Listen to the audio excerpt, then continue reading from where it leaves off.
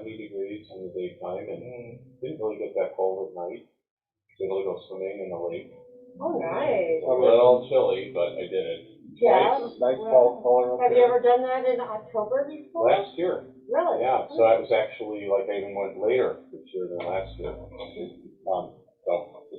I think there could be ice on the lake sometime this time of year. It was Did you turn actually around and click, got it? swimmable. I'm glad you got there some fun with that. Yeah. So yeah, Nice autumn colors. we love different, the colors they were, some colors in Wisconsin were just brilliant, Yeah. right? When you get up there, it's a little bit muted. There's a lot of yellow, kind of orange, but it wasn't like, New England. New England, right. Or some of the maples here that go red. Red. Not a lot of that. It's beautiful. Yeah. And, it's nice to be in the woods, going through, have some trails. It feels very much a place of God's presence. Wonderful. Wonderful. So it looks like we're all in person this week, except for Laura. So that's kind of different, right? Yeah. Maybe it's so nice, Edna, to have you here in person. Yeah. What? Just seconds, right? Oh. Last week Yeah. you were here in person. Yeah. Yeah. I was here. Yep. Okay. Yeah. Really? You are doing that? That's so wonderful. Right. I could get you there, but I can't get you a phone. Okay. Oh, okay. Okay. Yeah, we're going, but we're leaving for Nashville from there. And so. Well, you could take Edna to Nashville with Right, you. yeah. What? You could take Edna to Nashville Well, yes, we could do with that. you. Is that something you're considering? Well, I You don't gotta know. ask that. I think that would be up to Edna. Right. I don't think I'm gonna kidnap Edna. I'm just doing like the matchmaking here, like without either of you knowing. It's wonderful to stuff.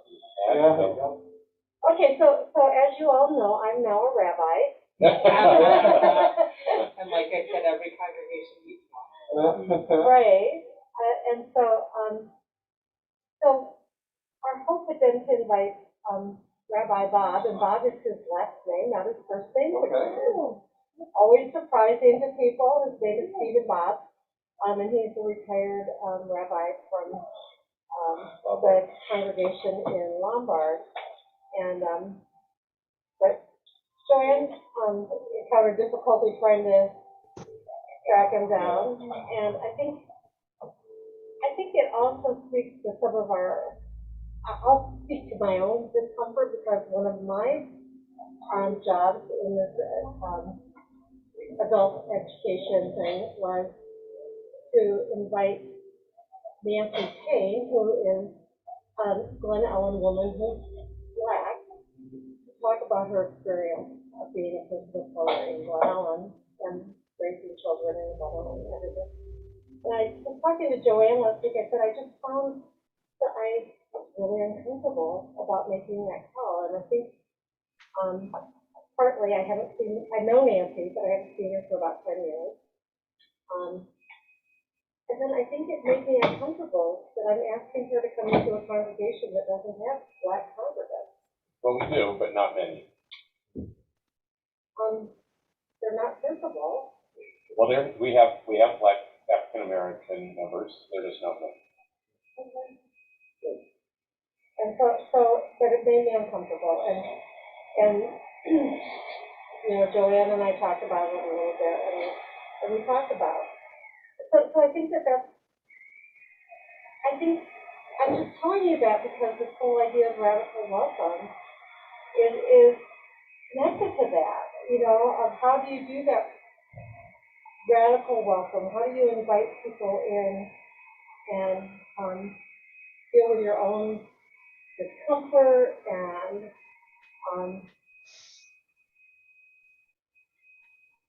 Oh, it's a nasty.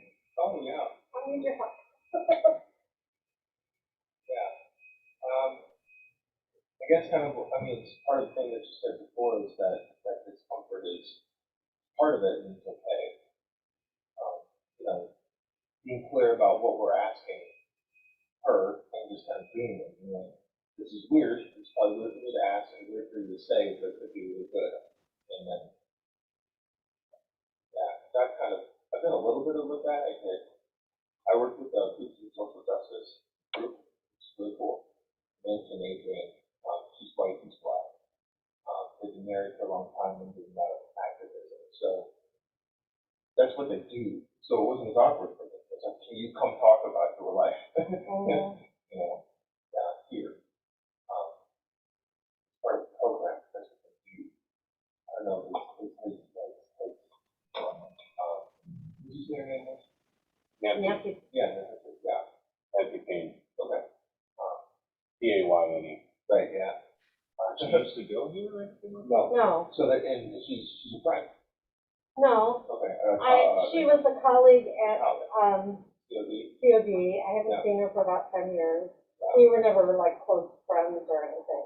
Was she like to do talks and presentations when we were working together? Like, I wasn't aware of her doing that, but George suggested that. okay. That's somebody to. She's on the board of one community, Oh. and, you know, there are yeah, a bunch then. of connections with Yeah. Mhm. Yeah, and then she's clearly like in a space of, I want to talk about this stuff and lead people. Oh, yeah, I've been, for me to offer this job, I'm like, hey, can you come do that thing that you do over there, can you do here? Did you want to call her? Yeah, you want to delegate to him? Sure. So part of it is, I mean, like, I think you've got to parse out some things. So Joyce, you might just be uncomfortable calling people in general. Right, Well, that is which I true. hate I do too, not I enjoy get that. calling people. I know Yeah. that my wife does not like to call, she does not make phone calls. You know, just like some of them, she'll readily admit that, and there are other people who, so that's part of it, like, how do you parse out that versus the premise? I know in Sacred Ground, I mean, you know, we've talked about, you know, Joanna's talked about when people of color have to talk about their experience or Yeah. like explain to white people, it can be very exhausting. And so I don't know if that was some of, if And I think that that's part was of the it. premise That's at all. part of it too, and that kind of, I don't know. Compassionate response, Yeah. because, Yeah. yeah, it is, it's quite training.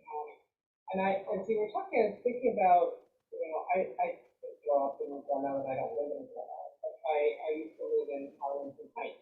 And Arlington Heights is, I believe, I dated 90+% white children. And I could walk around all day, run errands, I could go to the post office, I could go to the hardware store, I could get stuff and not see anyone all day long. And I think, you know, sometimes you recognize that it's weird. It's weird. Yeah.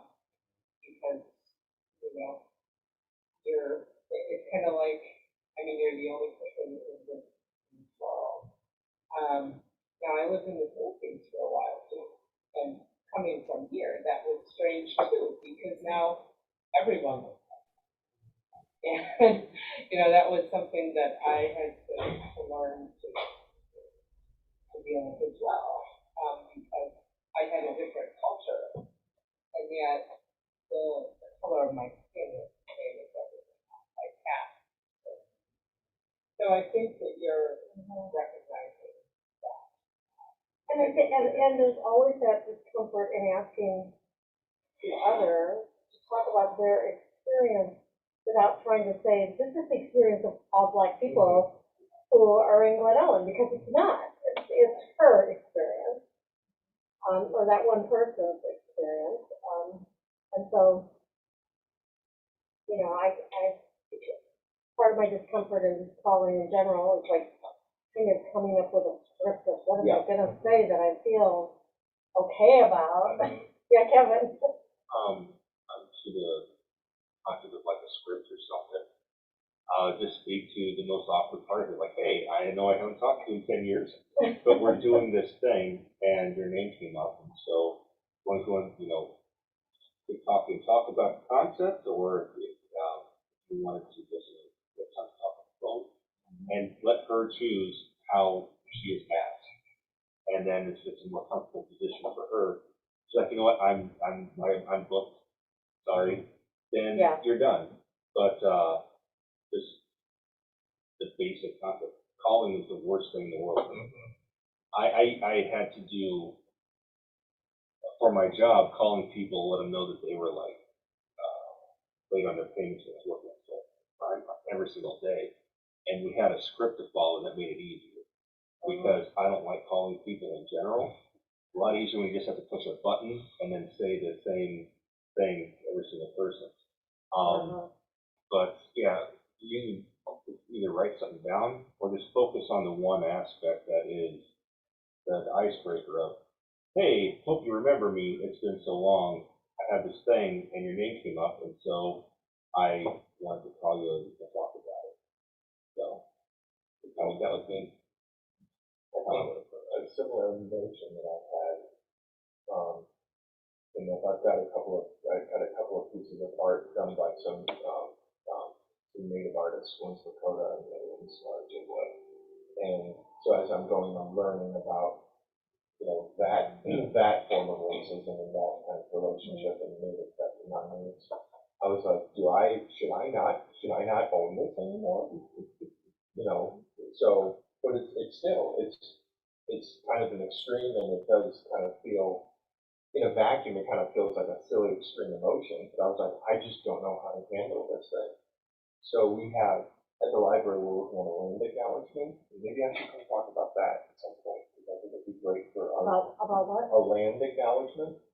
So, which is essentially the organization saying we're recognizing the people who lived here before us, who are still here now, and we want to, we're committed to building a relationship. Anyway, we have a person, who is Potawatomi, not part of the Prairie Band Potawatomi, who works at the Trickster Gallery, who he paid to come tell us.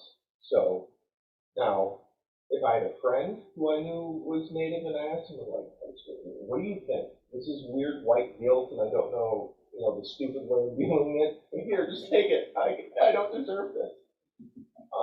So I asked this person, because she works in the she loves her job. She wants people who are Native to come in to find themselves, and people who aren't to come. So I said, what's your opinion about appreciation versus appropriation? And I just put it like that. I didn't even mention about like jewelry or art, and she brought up jewelry and art. She's like, for me, know the artist, not just in general, but just for what we found, which is that like, if you know artists and you want to support them, that's the way to do it. Now, the light has gone.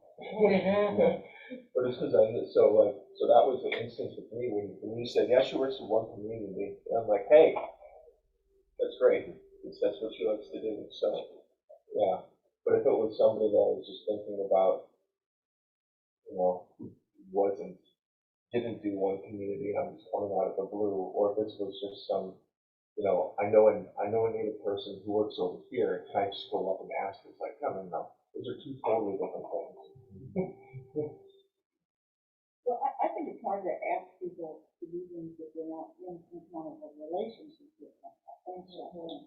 Otherwise, it's like, it immediately feels like I'm looking at an animal in the zoo, right? I'm looking at an exhibit or something unique, and I'm asking you to speak about being an exhibit, someone who's been in a relationship with a friendship, you probably would be comfortable asking them. Right, like I thought about it, because I'm like, my friend Natanya, who's come here like every Easter, I'm like, I could ask her, but she doesn't live in Glenora. So she can talk about her experiences growing up in Downers Grove, that she chose to live in Oak Park because it's more diverse, and, and I would be more comfortable with that because I have that relationship, and we've talked about these issues a lot, but, it was a discomfort. And I can, this is not the same thing by any means, but way back in the 60s and 70s, like my first professional experience was as a woman, and I was frequently the only woman in the workplace. And, you know, I wasn't trying to prove anything, I just wanted a job and make a living, you know. But I knew in some situations that they were trying to fill a quota, right? They were looking for a woman. And when I learned that later, it kind of messed with my self-confidence. I thought, oh, they just wanted me because I didn't think, oh, they wanted me because I really got good grades, or I really did a good job on that project. And so I'm sensitive to that, asking people to like talk about their unique experience, because it tends to be like a one and done thing, you know, like, we got that checked off the list. But now what are we going to do? We took that first step, that was great. But now what are we going to do to get us all integrated as friends? Work with us just during the daytime, the diversity of people that we get into our silos at night, we kind of sort out into our neighborhoods. We go home and we all look the same. Yeah, I think that's, I hate to come here, thank you. So who are we in a relationship with? And who do we need to be radically walk over that? Is it really radical? Or is it being human?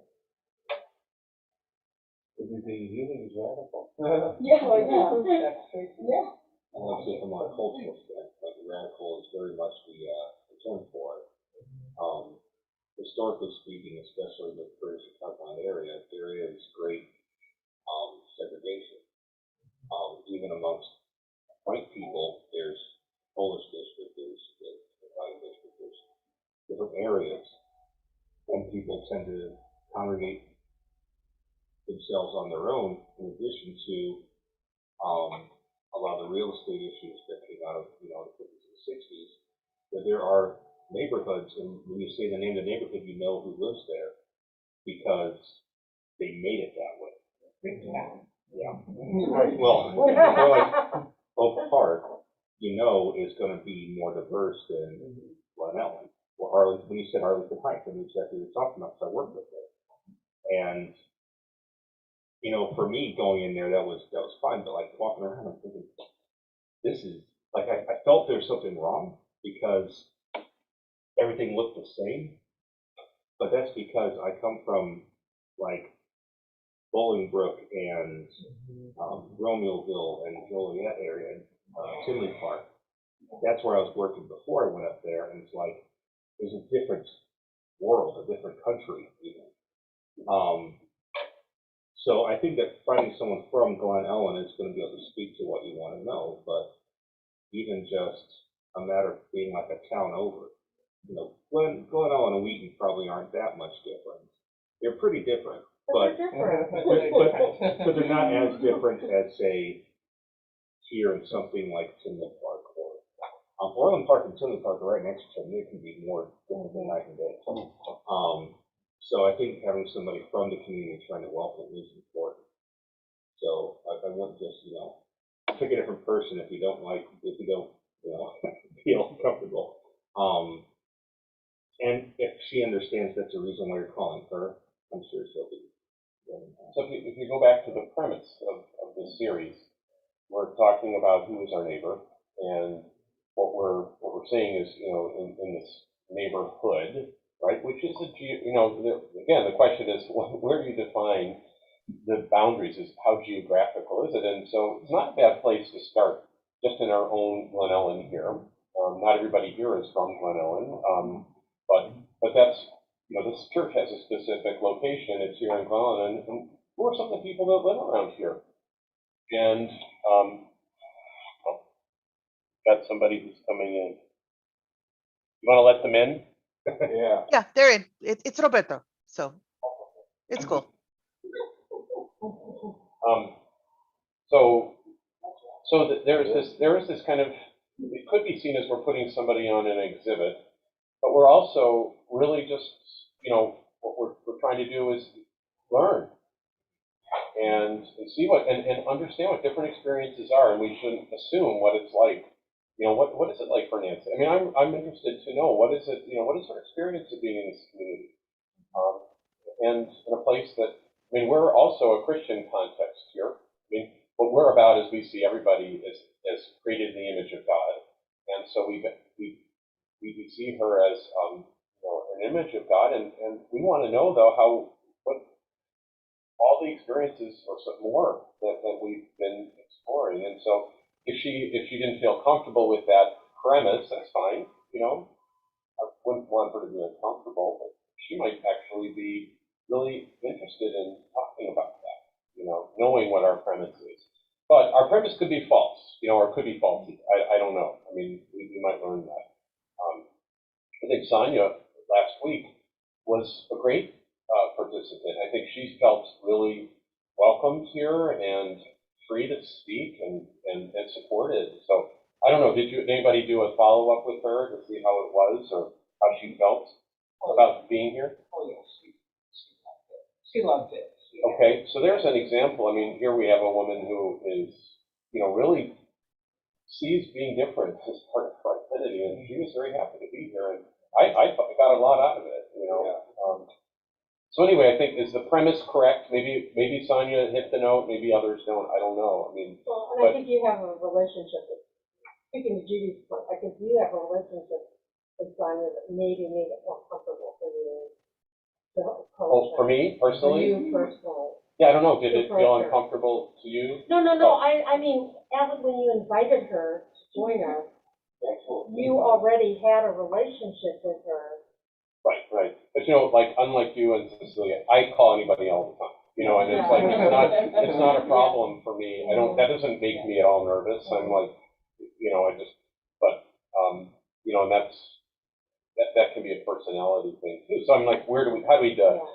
Lindsay, we're talking about that I started with my own discomfort of calling someone who I kind of know, but I haven't seen for 10 years, who lives in Glen Ellen, to speak about her experience of being Black in Glen Ellen. So that's what we're talking about. I deduced that, partly because I'm going through the same situation. I need to invite someone who I haven't contacted yet because I don't even know him. I have people who I know who know people who know him, and I had to come in and confess that today, so I was terrified driving, to confess that I haven't contacted the person that I need to contact. So I'm in exactly the same boat. And it's interesting, isn't it? Because I mean, like, I've taught classes with a friend, and a coworker, and I don't think of myself being that uncomfortable. And I know in your situation too. But there's something about asking them to come into my community where you're going to be different. That feels uncomfortable to me. Maybe because you have this proposition is specifically to ask about being in our larger community. Right. And what is it like to be Black? Because we obviously don't know. Right. And Sonia is in the business of reaching out. I mean, she's working on this big project to get a lot of people together. And Nancy is too. I mean, she's part of one community. Yeah. So I think that was, a good reason to ask Well, her. and I had to Google her to find a phone number and hope that it's the right number because I don't know her, and maybe I don't really know her. I can always control myself, but I kind of check all the diversity boxes. So I know. Yeah. So, I sometimes have people who ask questions that are inappropriate. Is the best way. And I learned early on that part of my job as someone who, and this is, people argue against this all the time, but part of my job, I think, is to teach other people about being a little bit different from other people. So I think if you magnify that 1,000 times, you get Sonia, and then perhaps Nancy, who's on one community, and people who serve on understand, to a certain extent, that we have to educate the people around us. And that does, it comes with a kind of a cost. You know, it's exhausting. And I mean, sometimes I just have to, I cringe at old terms being used. But also understand that these are people facing a lot of environment. And so perhaps there's the indication, with hospitality on our side, on one side, and a desire to share and teach and be a part of the community on another side. So perhaps maybe there's a little bit of a trust. I'm not talking about just me, in general. And it speaks to how difficult this premise is. I mean, right? I mean, we can talk about radical welcome and it sounds easy or whatever. It's like something we want to do, but then we can't even do it, because it's hard. And it's like almost like the obstacles are in the, it's self-designed not to be able to happen. I mean, that's a really interesting piece to know. Well, I've been surprised to notice my own reaction to this. That surprised me. And I don't know if you felt that way, Lindsay, with your situation as well. Yeah, I mean, in this particular case, there are some circumstantial things that I thought would fall into place that haven't, but overall, there's a huge gap between understanding and honestly knowing the joy, the real joy that it is to be in relationship with, in my case, predominantly people who are of different faiths, but also, I mean, I met Alex on eHarmony, and I wasn't looking specifically for, a Filipino match or anything like that, but, None of you are. if I had known, then I probably would have been. If I had known how great he was, I probably, actually, when I went to Jordan and got my nails done by a Filipino woman, I told her, oh, my fiance is Filipino. And she's like, Filipino men are the best. And so, Yes, they are. So, yeah, and yes, absolutely. So, that was really funny. But anyway, but there's a gap between understanding just how wonderful these relationships are, even from being in them, but recognizing that they've all kind of happened, I don't want to say without my effort, but the initial meeting has almost been just, by the grace of God. It hasn't been it hasn't felt like my effort to put myself out there. And so when it comes to that, I get nervous. So, yeah. I think it's important to keep in mind too, and I don't know if this might be part of where your discomfort might potentially be coming from, but it isn't the job of people who are Black, Indigenous, or persons of color to educate us. Like, we have to do the work, and not to say that we shouldn't invite people to come in and speak, but I think approaching it with, very respectfully and with humility, and it, I know I'm new and I don't know like the background of much of anything, but it seems like we're here for you guys are trying to understand, but there's all kinds of resources out there. You don't necessarily have to go and ask a person to educate you, but the communities are talking about and sharing their experiences in places. Yeah, and I appreciate that, because I think that we're not really asking them to explain what it is to be Black, but what is it like in what was your personal experience in the community? And that could vary from person to person, but at least we hear that. Like when I looked up to find Nancy, when I Googled Nancy to find out her information, her phone number, I saw that she lived across the Roosevelt Road. I'm like, is that intentional? Because the split south of Roosevelt Road, because north of Roosevelt Road seems to be moodier, doesn't it? And,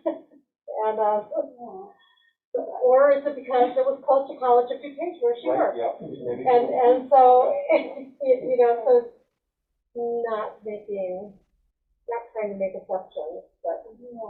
I feel like there's also something about when we think about the concept, we think, oh, we'll invite this person to come and talk about their experience, and we understand, but then when we're in the moment, it feels like an imposition rather than a welcome. It feels like we're, you know. So Lindsay, maybe we need to like get together, hold hands and make our calls. Yeah, right.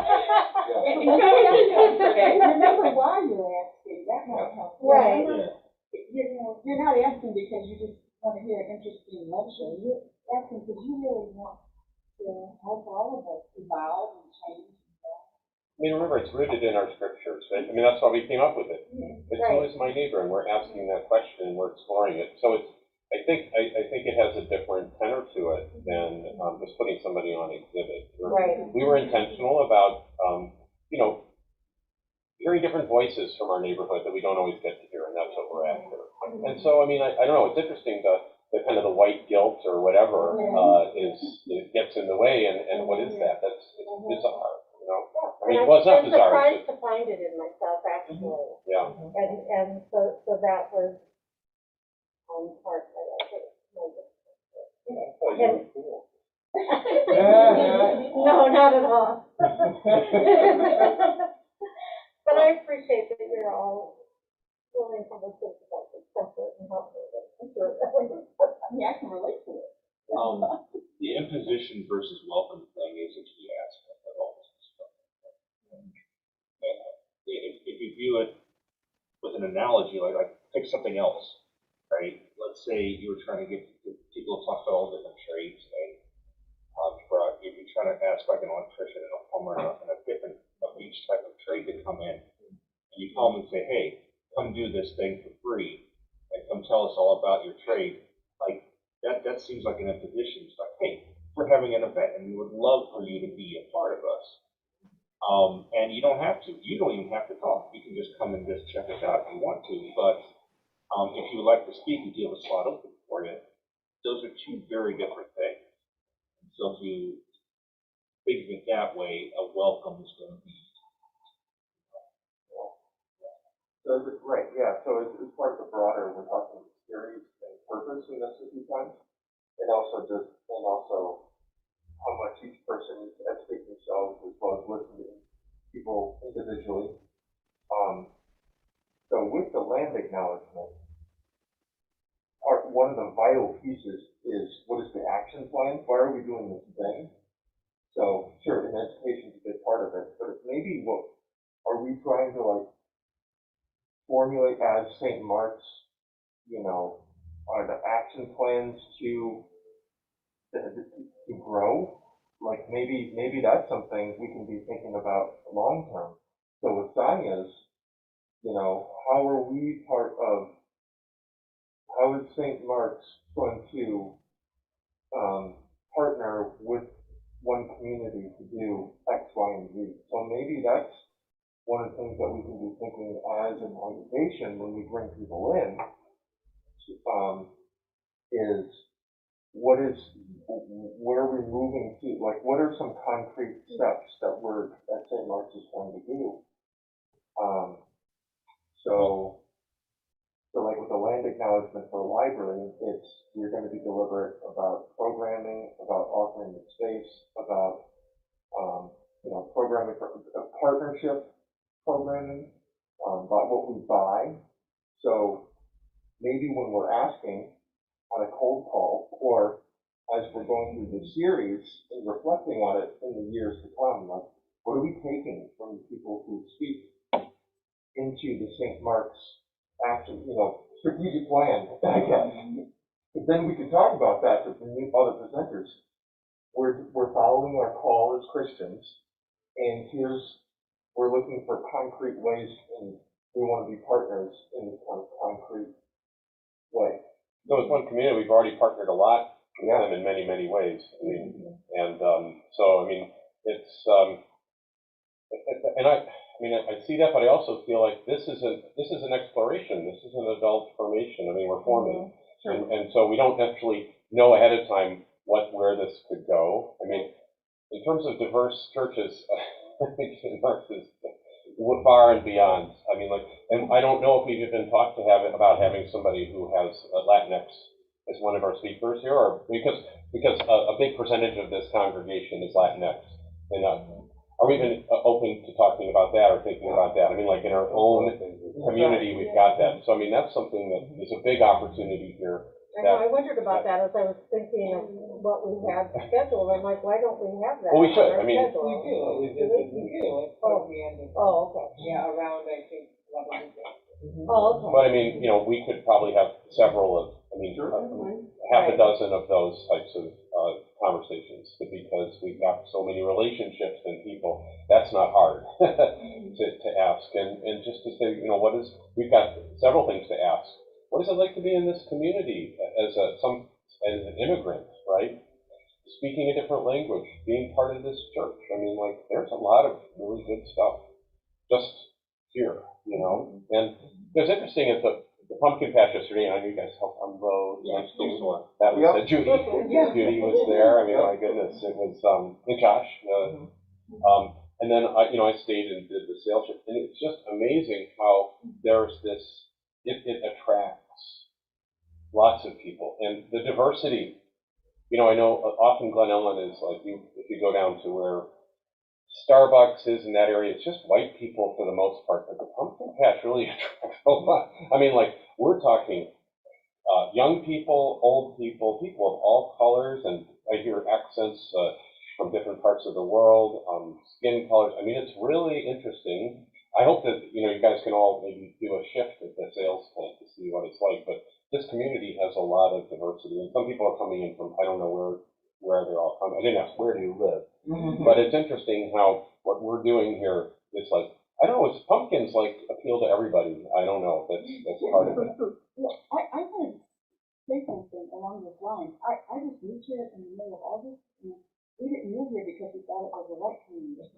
We visited just a very few times, and every time we visited, what we like is, my checklist was like the train station, being able to walk to things, because I have a vision impairment, I don't drive. And when every time we came here, we saw lots of different people. And so now that I'm here in this congregation, we're always talking about how white Glen Ellen is, I feel kind of weird about, oh my gosh, you know, why was I attracted here? What's wrong with me? But you know, we drove through, we saw like the signs here, we saw the rainbow flag on the church sign, and we saw the Black Lives Matter, and we saw good signs, and hung out at the Starbucks, and we saw like a lot of during the day the high school kids coming out.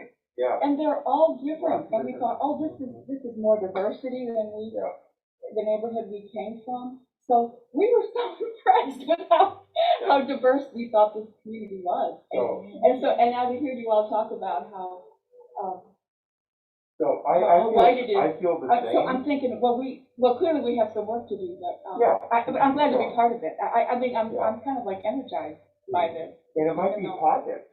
Because I actually feel similar. You go to the library, you find, you know, at least a third of the people wearing full hijabs, right? Yes. You know, the kids who are staying around that I talk with, it's, you know, the family's there. Mom's working on the computer over there, and the kids going over here, and they're all an all-black family. Yeah. So, and that's happened regularly. Like, Toby and I have worked on lots of annoying projects together. So maybe it's pockets. Maybe it's this weird, you know, we haven't used the term a lot, but I think we're all thinking intersection, you know, intersectionalism, and that could include how do we, you know, historically, there's a perception, maybe something did change in some of these pockets, some things have radically changed north of the tracks, radically over the last few years, but that's not the whole thing. And it is funny. So I see both. I see the super white Glen Ellen kind of existence, but then I also see these places. Certainly the high school demographics are interesting to look at because it draws from, and it's, I don't know what percentage is non-white at Glenbard West, 40% maybe? I don't know. Do you think that's about right? It's 35 to 40. 35 to 40%. And that's just people who identify as either Hispanic or mixed race. Non-white. You know, when St. Mark's, when we started it 10 years ago to have a service in Spanish, people said, well, where are these people going to come from? But from Glen Ellen, because there are, what percentage of Glen Ellen speaks Spanish at home? Something like 5%. You know, but people are like, that's a surprise to them, right? And you're like, well, do you see people working in the stores and around? I mean, a lot of people speak Spanish. You know, who are these? And a lot of them do live here. It's just that they live in cheaper locations on the peripheries, right? Here, a house costs what? In this, right around here, what does it cost on average? $500,000? Right. So it's unattainable for a lot of people who are immigrants, and so it is very pocketed here. There are places that are, if you were to look right around here, what percentage of this is white? And that's a whole other kind of economic racism, right, or segregation, right? But Glen Ellen as a whole, it's got some diversity, and you can see it in places like the library, the pumpkin patch, and at St. Mark's. We're apparently 4% African American. Glen Ellen. Yeah. Well, yesterday we had a CREO event with the CREO students to the Lincoln March, and so I was talking with them. Oh, and I was surprised how many of the students were from Glenbard West. You know, we had a number of them from Glenbard West, also Glenbard East, Glenbard North, and some other schools. But yeah, but you know, even then, like George, when you're talking about the Spanish congregation here, it was 1 o'clock service. Right, that's much better than calling the Right, Spanish I know, but congregation. I know, and yet I do think that we are really also kind of segregated.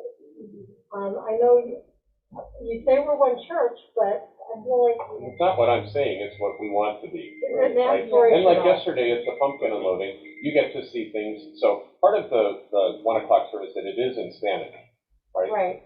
Encourage everybody to go to it, but, I mean, you can't force people if they don't want to. I mean, but it's pumpkin unloading, we have quite diversity, and you can really see it, and we're working together, and there's a lot of Spanish being spoken, English. I mean, it's really one of those events that shows how we are a congregation. When we call it a Spanish congregation, that words can segregate, or the way we talk about things. So I think that's important to name that. But I think that that's part of the uncomfort. It's like you just say the 1 o'clock service. You say the Spanish speaking service. Say the 1 o'clock service in Spanish. Yeah. Yeah. But to that point, like, there's a lot of churches I've been to where there's like 2 services, and you have 8 o'clock people and the 10:30 people, and it's like 2 different groups of people, because it's like there's nothing in between for them to mingle, and so it is almost like having 2 different churches that just meet right after each other, the same liturgy. This church has not been like that so far, but we've also been to like the 8 and then we went to the one that was the mixed service At the picnic. So 1 o'clock service would probably be the most accurate description of it. But one of the questions that we had that we were curious about is how is the Spanish-speaking portion of the congregation treated? Are they treated like a so oh, we got the 1 o'clock thing at the end, just to make sure we're checking the box, or if it's more like these are us. And I think it's on a one-to-one basis with the people. I don't see anybody acting like it's like they're less than. And, you know, we all worked together yesterday, and it's not like there's a barrier there, but I do know that language is one of the hardest barriers to cross. It's just people. So Secret Ground Not when you're unloading pumpkins, Well, not there's no when you're barrier. unloading. Secret Ground had, are you aware of the Secret Ground working? So it's kind of an anti-racism study that we've been engaging in for pretty extensive several weeks worth. It was months. Well, It went on, it started in January and ended in June. yeah, several sessions. That was 6 months. Yeah, looking at some of the roots of racism and our responses to it. Last week, we had a gathering of us in the Sacred Ground studies, or anyone who actually really wanted to engage in that. And there was something that they talked about. We invited two people from the Anti-Racism Initiative of the Diocese of Chicago. One is a black man and another is a white man. And they talked about forgetting the term. Remember? They caucus. IR is internal racial superiority and internal racial question, and then there was a caucus. I wrote it down. It's in a different notebook. I'd like to There are two different terms, and basically there is, perhaps how white people, there's a reason that they caucus, because there are different voices involved. So there is a white caucus and in that case, there's a black caucus and a caucus of color. And then there's a discussion about internalized racism and how we let our voices sometimes come down or not be heard as much as perhaps someone who is white. So there's an attention that we need to look for as to when, our white responses are one way and our internalized racism is another. So I think that's something that we should be attentive to talk about. I think you have to translate that into Yes, here. more actionable. I'm not sure. I heard words that you just said, but I'm not sure what you said. internalized racial superiority, that, just the internalized biases that, that's for people who are white have, and then internalized racial oppression, but, it's harder for me to talk about this one as the internalized racial oppression for people of color who have absorbed some of the negative biases against them from the predominantly white society, and by predominantly white, I don't mean just demographically, I mean in terms of power dynamics, because even as the demographics shift, the power dynamics don't necessarily shift the same way, or representation, and I don't know, there are systems of oppression that have been drawn along racial lines, and even when those lines are crossed across racial boundaries, like even when people of color ascend to high positions of power, there's still a segregation of power that's usually that's partly along color lines. It's also an economic thing. I mean, racism is actually a tool of economic oppression, but So if I may say, one of the easiest ways I think to understand that is if you grow up as the only person of color in, say, a classroom of white people, and you internalize whiteness and some of the messages of, for example, the superiority of white culture, then you will go through, even if you attain power position, you will continue to have those messages of perhaps someone white saying something is going to be more important than what someone of color is saying. So you will internalize that. So the Anti-Racism Commission does a regular caucus, having those discussions about their daily lives and how this plays out in their daily lives. And so I think it's really important to be attentive to things like that. I think that's why it's important for us to have our Latinx person, those people who tend to want to talk to us, for whom Spanish is their native language, to have a voice in these kinds of discussions. Yeah, I could just say it's almost 10 o'clock, so we have to, Laura, we're gonna, sign out of Zoom here and then reconnect, okay? Okey doke. Thank you much, everyone.